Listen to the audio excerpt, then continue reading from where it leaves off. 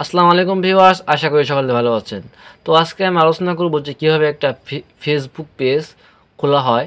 তো সে বিষয় নিয়ে আজকে আলোচনা করব। অনেকেই ফেসবুক পেজ খুলে অনেকেই ভাইরাল হয়ে যাচ্ছেন। তো আজকে ফেসবুক পেজ কীভাবে খুলেন, তো চলুন ভিডিওটি শুরু করা যাক। তো প্রথমে আমরা যাবো আমাদের প্রোফাইলে, ফেসবুক প্রোফাইল যেটা সেটাই যাব। তো সেখানে যাওয়ার পর দেখবো আমার থ্রি ডট, তো সেটার উপর আমরা ক্লিক করব। ক্লিক করার পর দেখবো নিচে আমাদের থাকবে পেজ।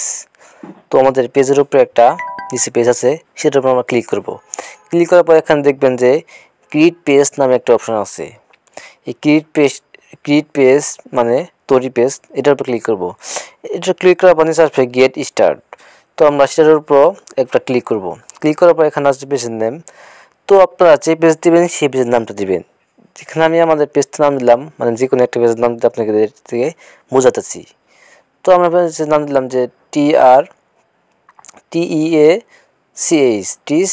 টিম। তো এখানে এরপর নেক্সট বাটনে আমরা ক্লিক করব। নেক্সট বাটনে ক্লিক করার পর এরপর আসবে একটা ক্যাটাগরি।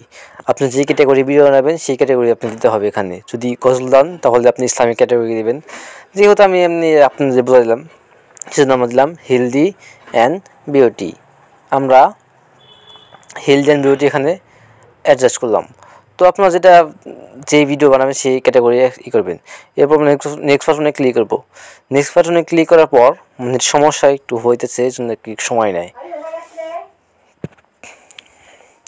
এরপর এখানে আছে ওয়েবসাইট। তো আপনারা যদি ওয়েবসাইট যোগ করেন তাহলে এখানে ওয়েবসাইট লিঙ্ক এখানে পেস্ট করবেন। তো আমরা যেহেতু ওয়েবসাইট লিঙ্ক পেস্ট করবো না, সেহেতু আমরা নেক্সট বাটনে ক্লিক করব।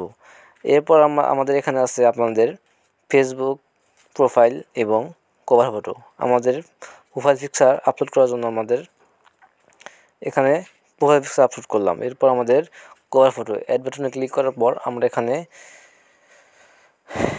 এখানে গ্যালারি থেকে যে কোনো একটি ছবি আমরা সেখানে আপলোড করে দেব। আপলোড করে দেওয়ার পর এখানে ডান বাটনে ক্লিক করব। এরপর একটু সময় নেয়, মানে প্রসেসিং হইতে।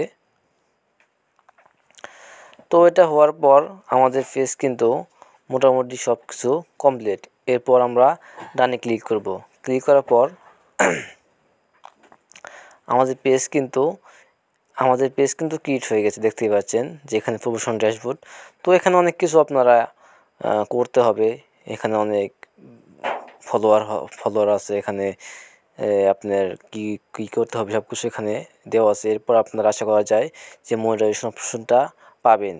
তো ভিডিওটি দেখার জন্য সবাইকে ধন্যবাদ, আর আশা করি ভিডিওটি শেয়ার করবেন এবং সাবস্ক্রাইব করবেন। ধন্যবাদ সকলকে।